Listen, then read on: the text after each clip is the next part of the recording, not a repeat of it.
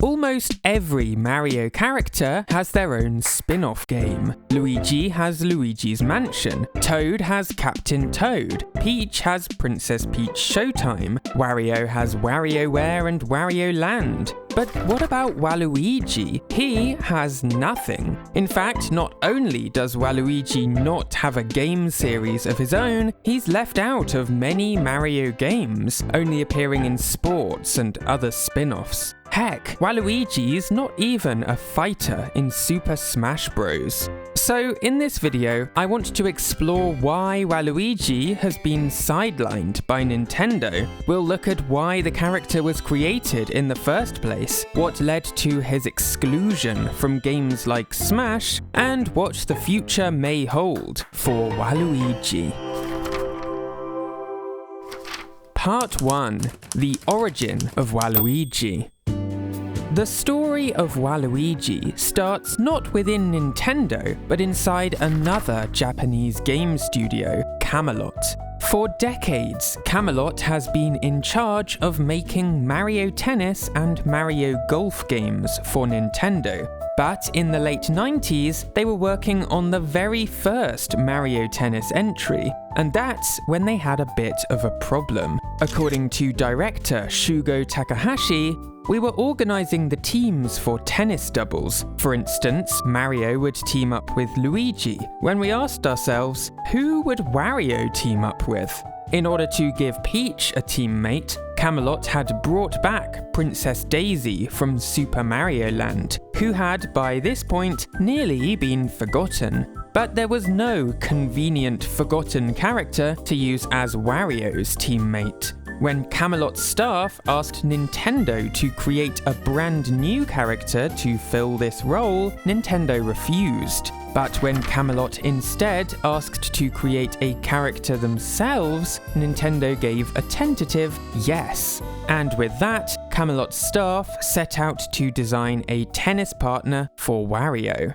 They started with the name. If Wario's name came from combining Mario and Warui, the Japanese word meaning bad, then doing the same for Luigi would give Waigi or Waluigi. And according to Takahashi, Waluigi just had a better ring to it. And so the name was chosen. For the character design itself, Camelot artist Fumihide Aoki was in charge of the job, and Aoki suggested taking inspiration from a pair of classic anime villains, Boyaki and Tonzura from the series Yatterman. It was the contrast between the two that Aoki in particular liked. One was blocky and the other was lanky. Wario already fit the blocky role, so Waluigi would instead be tall and thin.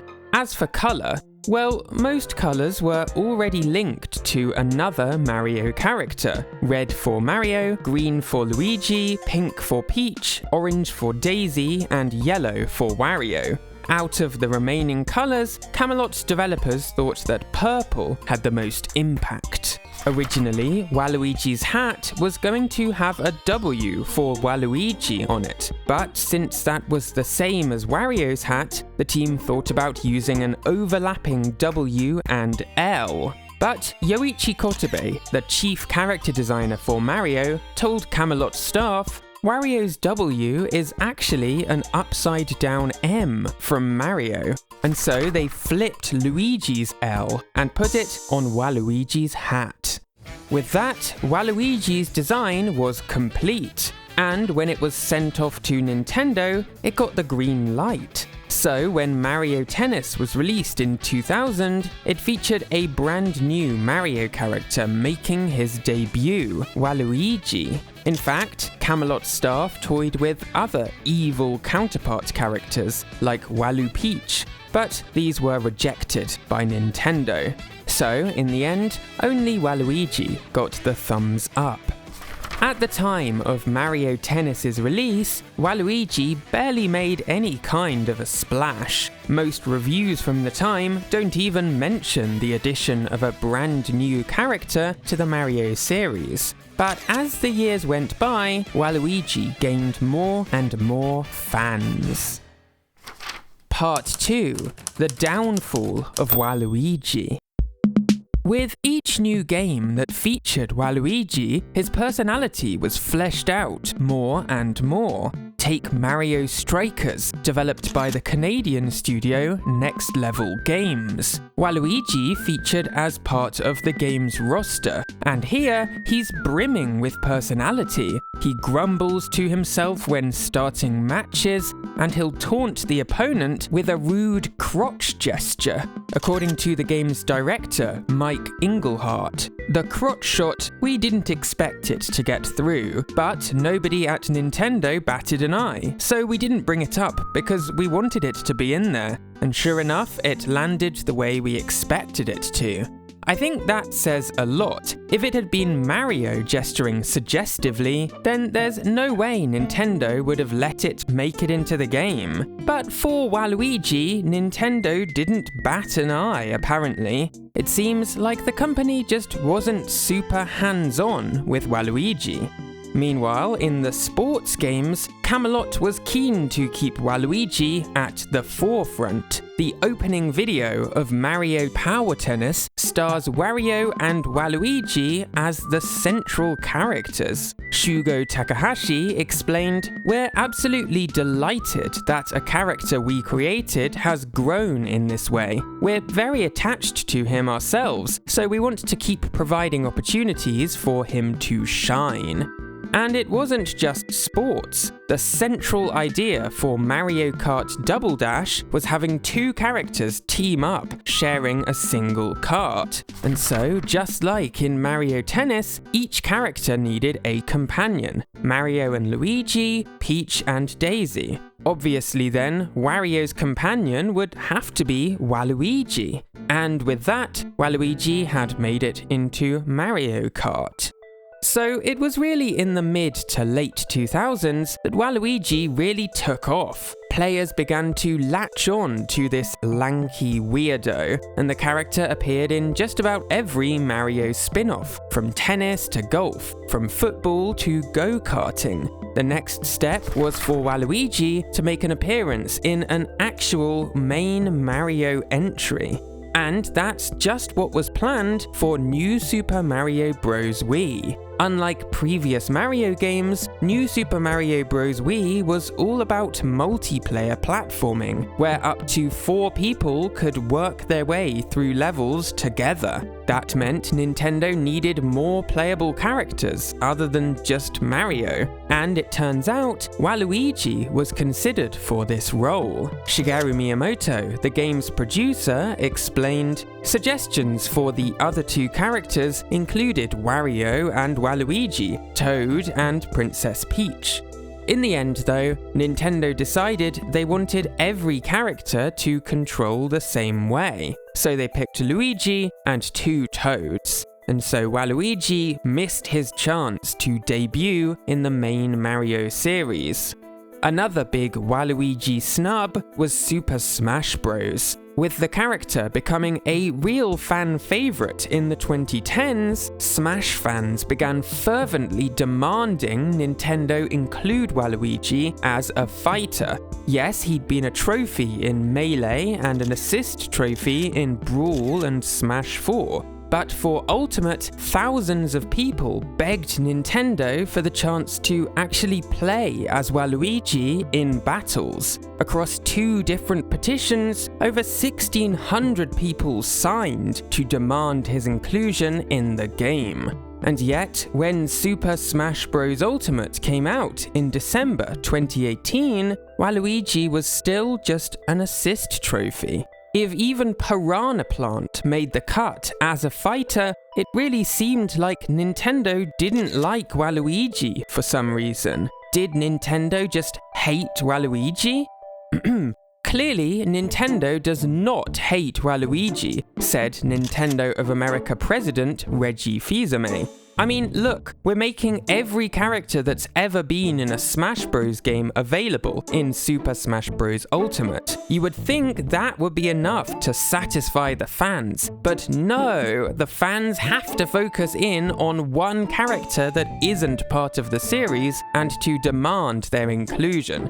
Now, to be clear, Reggie's being a little tongue-in-cheek here. But at the end of the day, while Nintendo doesn't hate Waluigi by any means, I do think they're not really sure what to do with the character.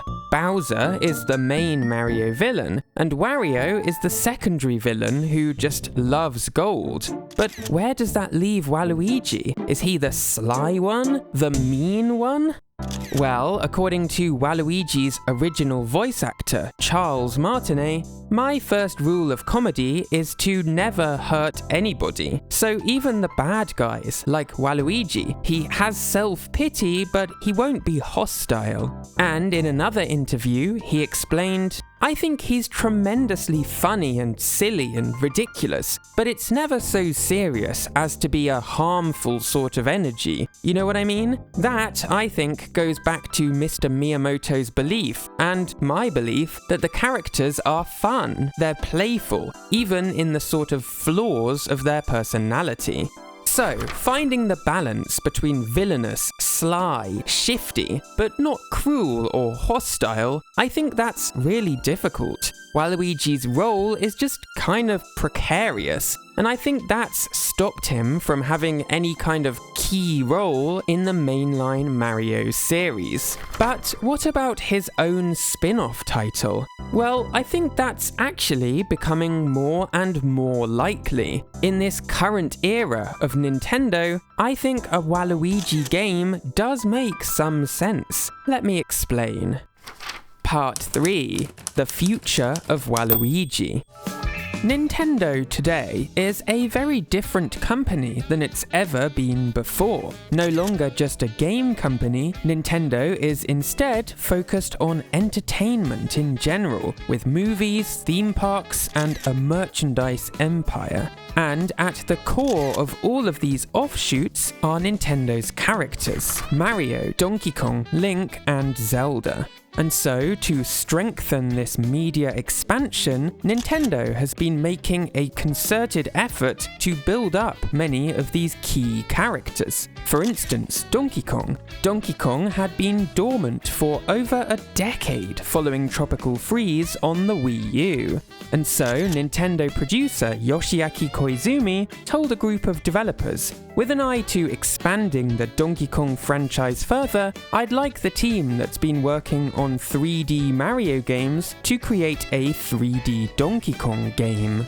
That game would become Donkey Kong Bonanza, and it was at the heart of Nintendo's Donkey Kong media empire. Months prior to the game's release, Nintendo opened the Donkey Kong area of their Nintendo theme parks, and there's strong rumors of a Donkey Kong movie coming in the next couple of years too. And at the heart of it was Donkey Kong Bonanza. Similarly, after a 10-year gap, Nintendo are bringing back Star Fox, another dormant series, with a big, flashy new game on the Switch too. It coincides with Fox McCloud's inclusion in the Super Mario Galaxy movie earlier in the year, and it hints at a big Star Fox revival from Nintendo. So it's pretty clear that Nintendo are looking at their game characters and figuring out how to really strengthen them. Princess Peach got a brand new game on the Switch, Princess Peach Showtime, and the Luigi's Mansion series, which started decades ago, exploded in popularity with its Switch entry, Luigi's Mansion 3. With the first two Mario movies, Nintendo has already burned through a number of Mario characters: Rosalina, Donkey Kong, Bowser Jr., Yoshi. Obviously, these characters can continue appearing in future movies, but with each new release, Nintendo needs a new group of characters to put at the center of the story. It's already been announced that Princess Daisy will star in the third movie, but I think that Wario and Waluigi could be great candidates to fit the villain role. But even if Waluigi doesn't show up in the movies anytime soon, I think Nintendo will be keen to double down on the character going forward. According to Krista Yang, formerly of Nintendo of America, there was a very viral internet quality to Waluigi, and it was that era where his personality really got doubled down on. For years, players have been asking for some kind of Waluigi spin-off game, and it's not just the fans. Charles Martinet said in an interview, "I want to see Wario and Waluigi in a game where they have to rescue somebody, or one of them is kidnapped. I think that would be hilarious fun having Waluigi rescue Wario."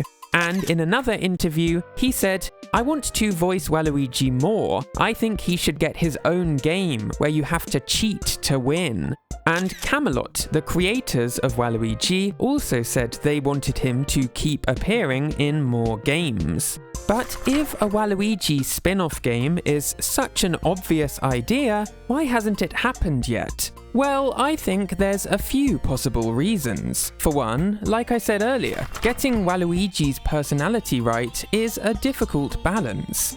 But more than that, Waluigi is an outsider. Unlike almost every other key Mario character, Waluigi wasn't created by Nintendo's staff like Shigeru Miyamoto or Yoshiaki Koizumi. He came from Camelot, a studio not even owned by Nintendo. Miyamoto has often shown some, well, favoritism towards characters he created, like Pikmin, where he's pushed for their inclusion in Nintendo's theme parks, movies, and mobile games. But Waluigi is the opposite. There's nobody within Nintendo to champion for him getting his own game. But going forward, I think that will change. Nintendo needs strong, fleshed out characters to put in movies, theme parks, and TV shows. And Waluigi is such a prime candidate. He's got a strong cult following, and his personality is distinct from other Mario characters. According to Krista Yang, Nintendo, the developers and the executives, they get a kick, I think, out of Waluigi being the obnoxious guy that he is. But I don't think it's a character they dislike, but they recognize that it's not meant to be a Mario.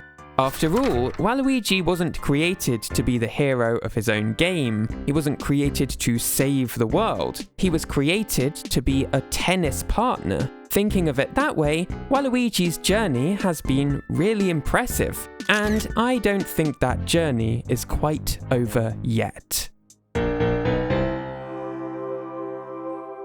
Hey, thanks so much for watching. Videos like these are made possible by my kind patrons, including Arthur Nicole, Brage233, Brett Profit, Daryl Jero, Duran Lee, Esther Lopez, Fresh Poetic, Jim Gilsonan, Kieran Chan, Kinugu, Lucas Little, May I, Michael Gunter, Rabinstick, Skatorpie, and Thomas Söderlund.